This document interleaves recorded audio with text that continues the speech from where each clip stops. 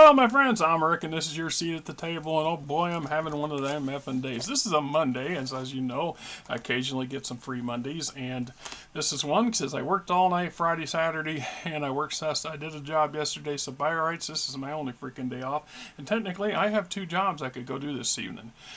Anyway, right? It is my 4th attempt at starting one of these videos this morning between the cats and some guy in a truck, and never mind. So, what we're looking at is Fred Doge, Planetary Ranger, for those handful of people who are following this particular segment of my channel. And I do appreciate the commentary and the patronage that you guys are doing. It is what it is. It gives me an opportunity to keep poking with this thing and to try to remind myself that I did do this and get motivated by it, etc. So, Fred Doge and the previous cycle had a smuggler vessel, a warship has showed up, a sloop, and it is suspected to be a smuggler vessel. We don't know for sure. He's maybe seen what could be perimeter security, and he did see members of the local tough gang had showed up, and the head of the tough gang was there, which is kind of important in some ways because it's giving Fred a bit more knowledge and information. So in the future encounters, he'll have more of an advantage percentage-wise, and to keep plugging away. And this is just the way I'm playing it out. So I mean, it's a matter of how you want to play it out. So for cycle 15. So we just need some general yes and no questions, and then do a little bit of research or investigation. So this is what we're conducting, is an investigation. So are they unloading a cargo from this vessel? So we're going to roll basically a pair of 10s, and I've got 74. And let me see if I can find my yes, no, or maybe. Where are you at? Yeah, here we go. 74 is a yes. 1 to 2 items. So we got 1 to 2 rolls. And plus 10 if I follow that pursuit. And no, plus 20, excuse me. Plus 20 and 1d2 items. So 50-50. It's even, it's 1, odd, it's 2. And so it's a 9 is odd. So 2 rolls of cargo. And are they loading cargo? Are the local toughs unloading? Trying to unload stuff. So or load stuff up. 64, which is also yes. Which in this case is 1.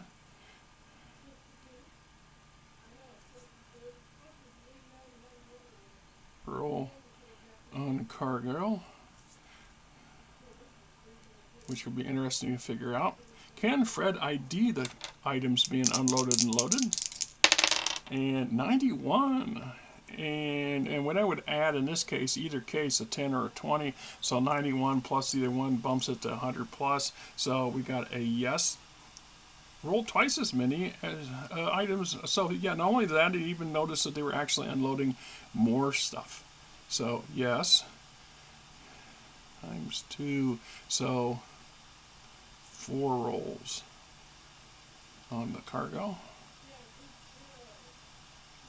And then, are any toughs close by? Are there any of the local tough gang, local thugs really close by? Because, Fred likes to grab these people he can get his hands on. 100. Yeah. Yes. Yes, and roll twice. So, in this case, yeah. We'll just flip a die, 10, and so there are 6 of the toughs. Plus the leader. So now I want to check on the merchant cargo, because this is how one way of figuring out if we got anything going on. So anything worth intervening and confiscating or purchasing, because sometimes it's easier to just purchase stuff from of these third-party NPCs than it is. Merchant cargoes 65 through 68. Like I said, these books are big. There's a lot here. If you really can't appreciate it until you've had a chance to take a look at this, just how much stuff's in here.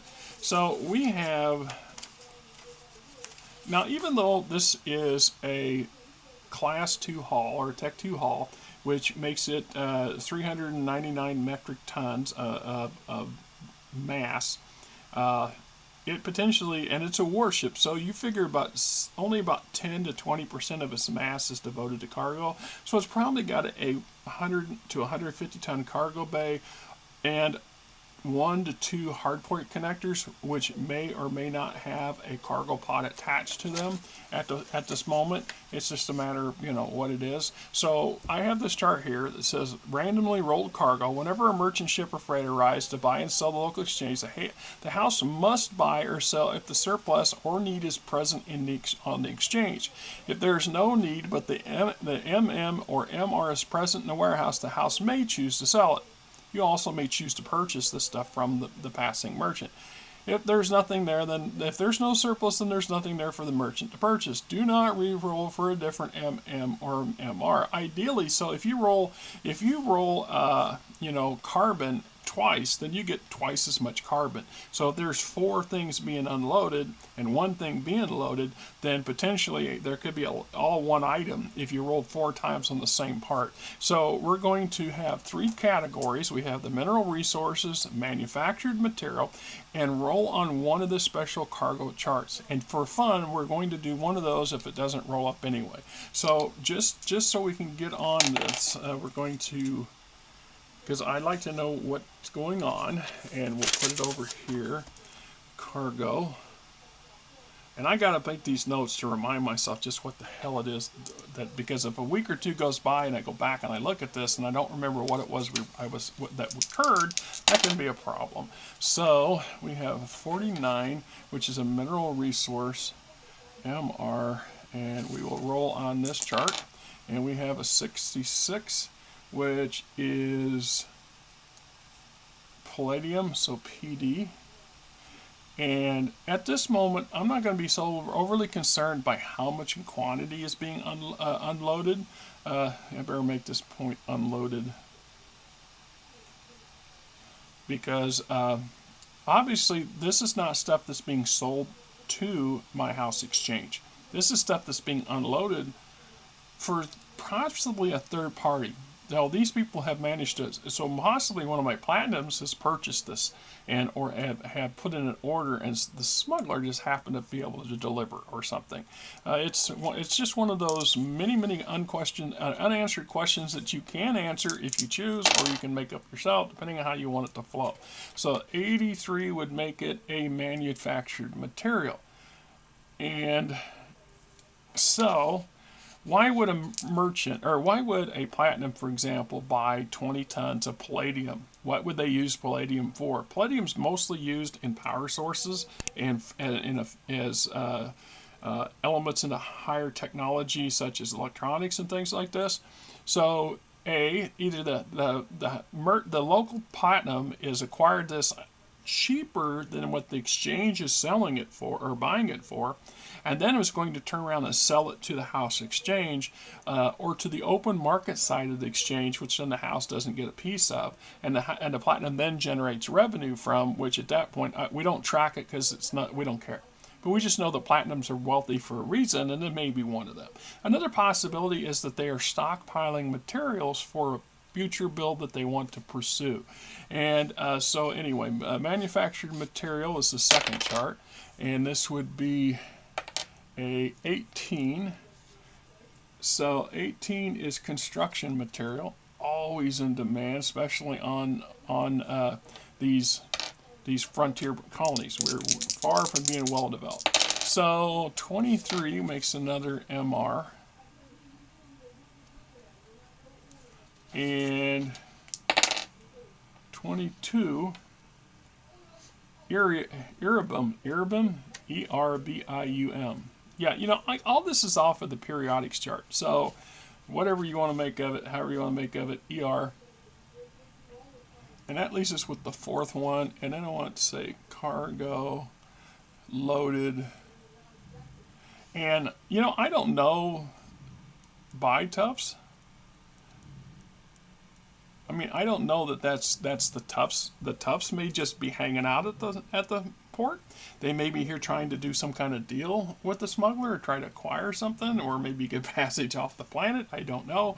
That's one of those things that investigations and negotiations and interrogations are all for. If I really want to go down that rabbit hole, and you know, so far we very well may go down that rabbit hole.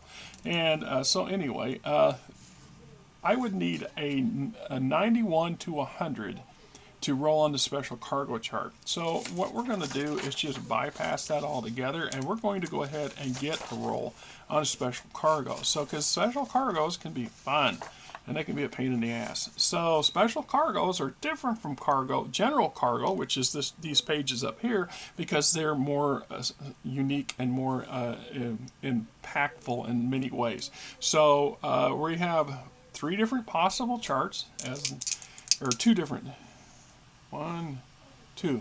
charts. So we are going to see 77, which would be on the second chart too, and a 91. Remember, get this really high numbers and real low numbers. I know I may get something really, I don't know. We just might not want the results of what could be there, but we rolled it, so we're going to eat whatever it is and see. A local entrepreneur, I cannot pronounce. I learned how to pronounce hegemony, but cannot get this entrepreneur pronounced properly. Seeks a spot on the build queue to construct a sub-build of a manufactured material factory. Roll to see what kind. What the? Okay.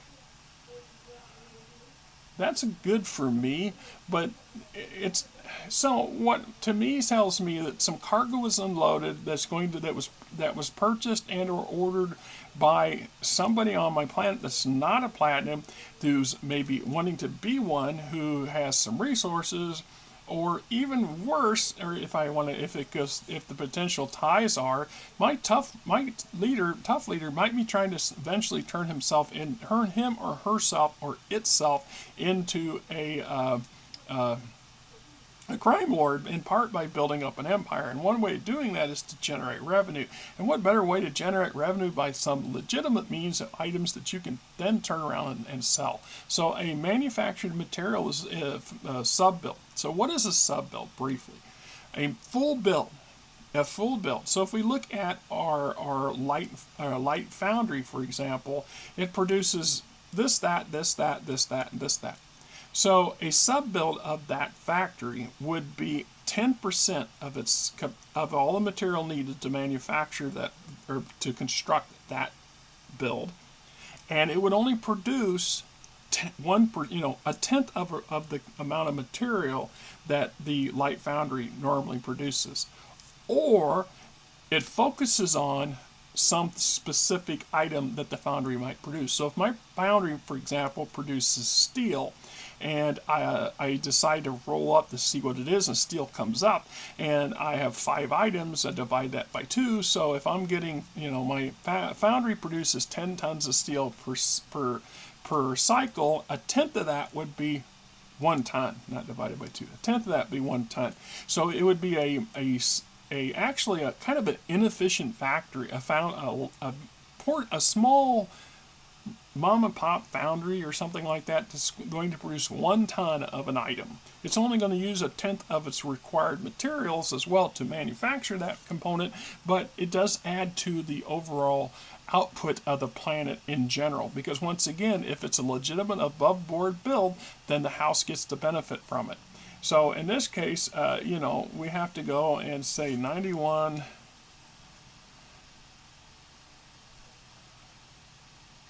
local ENTREP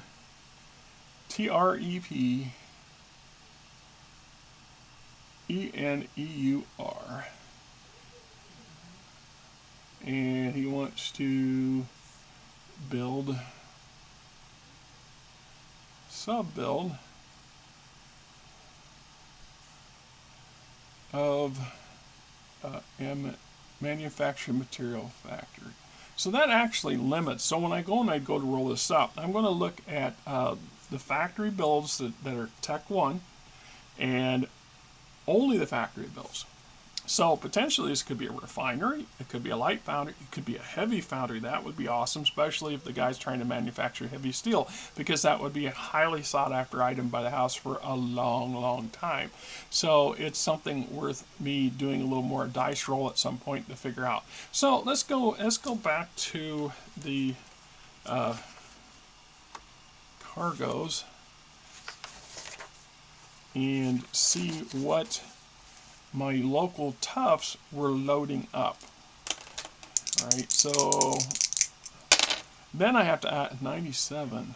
97 is also a special cargo. Yeah.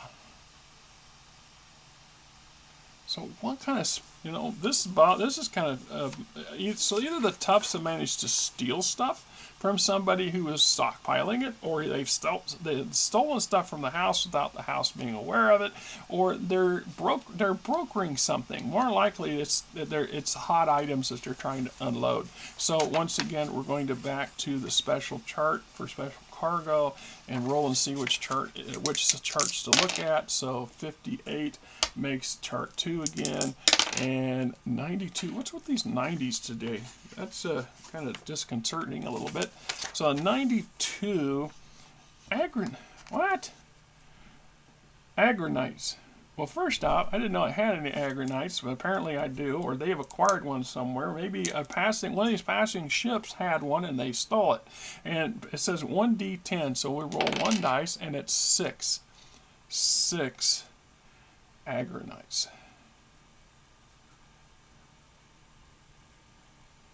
What are agranites? And obviously it says if it says stolen, they're half price. So if I was purchasing these things, I would purchase them for half the listed price because they're stolen, and that would be our starting point for our negotiation with these people. So yeah, agranites. This might be worth actually having my militia do a raid and confiscate this stuff from this smuggler, because this is not something they should have. I mean, it just isn't. And it's definitely stuff the house can use, because what does it do, you might ask? And that's a good honest question. And I need to find the equipment guy. Where are you? So agranites are basically plugins for my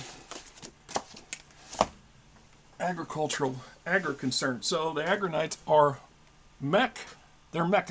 they're mechs, and they're agriculture mechs. We're familiar. If you're familiar with BattleTech, you're familiar with what I'm talking about. So that's what these things are, and by plugging them into an existing agri concern, we ramp up production. We increase production by that amount. So we're going to go and we'll take a quick jump down this rabbit hole just to look at it, because we have things like agrobots, agranites, agropods, agroponic fabs, agrosystems. So there's a number of items here. So agranites are 122. Yes, in a pinch, agranites can be weaponized. You can mount weapons on them. They're going to be very piss poor.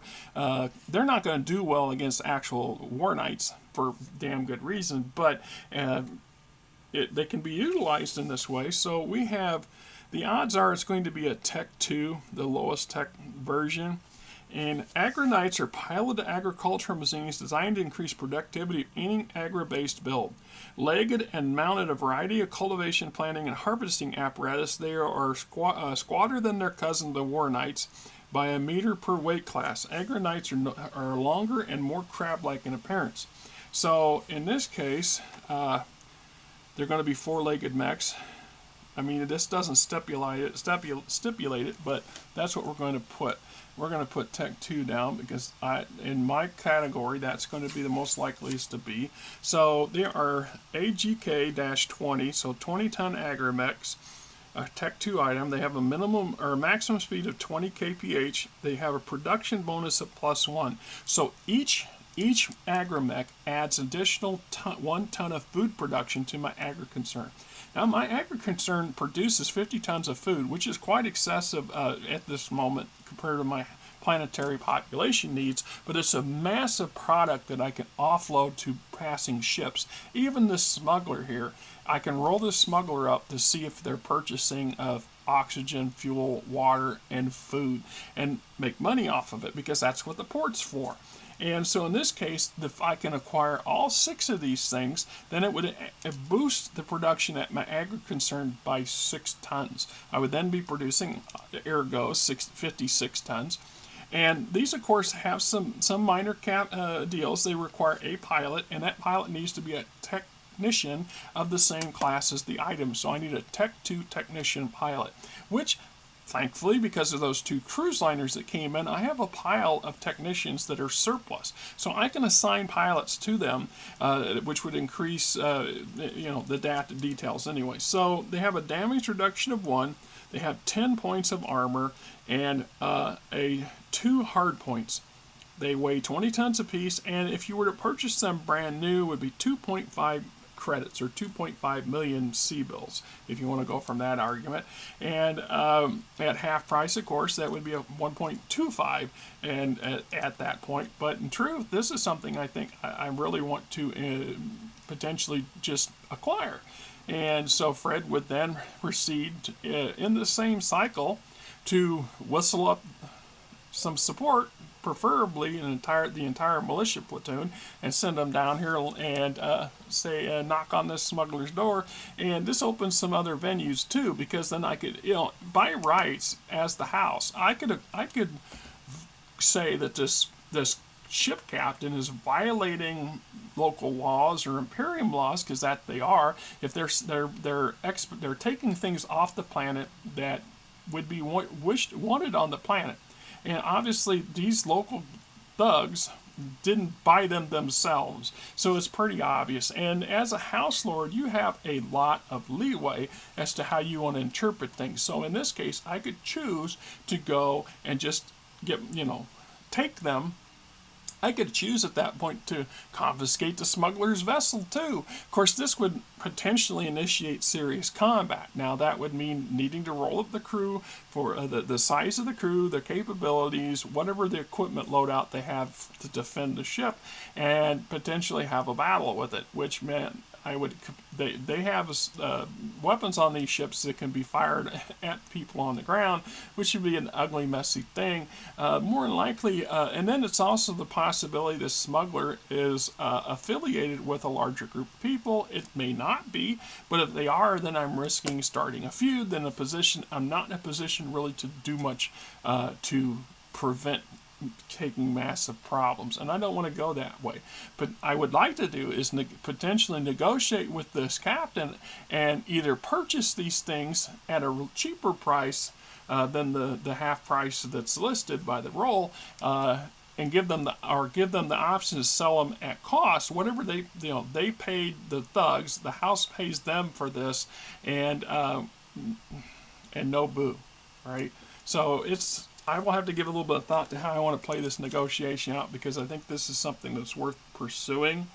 And right, so when we back up a minute, if we look at the hard points, so hard points are just that. They're pintle mounts. These are the spots where items can be mounted. So the agromech already has an assortment of things. So if I don't have to specify that it's a cultivation mech or a harvester mech, it's just capable of doing all of it. So it either would be considered it has multiple attachments like a droid might, or it has interchangeable components like a lot of equipment today should have if you're on a farm.